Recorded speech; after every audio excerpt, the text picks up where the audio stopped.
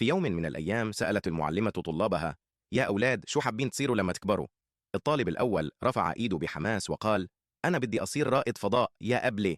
ردت المعلمة وهي تبتسم بتوتر: ما حلو بس مش سهل، في كتير ناس بدهم يصيروا رواد فضاء، بس القليل بس اللي بينجح، أحسن تختار شيء واقعي أكثر. إجا الطالب الثاني وقال بثقة: أنا بدي أصير رجل أعمال ناجح وأفتح شركات.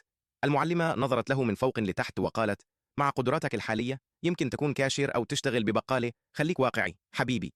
الطالب الثالث سكت شوي، فكر وبعدين قال: لكن قبل ما نكمل، اضغط لايك واشترك في القناة، أنا بدي أصير سعيد. المعلمة كأنها انصدمت وقالت: لا، هذا مش جواب، بدك تختار مهنة مو شعور، السعادة ما بتجيب فلوس. وقف الطالب وقال بكل هدوء: اللي عقلهم سليم بيعرف إنه أروع شيء بالحياة هو إنك تكون سعيد. يمكن حضرتك لسه ما فهمتي هالشيء. المعلمة غضبت وصاحت: اطلع فورا عند المدير.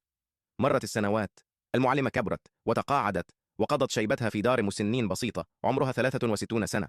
أما الطالب عاش حياته بسعادة وهدوء على ضفاف بحيرة لعمر 89 سنة.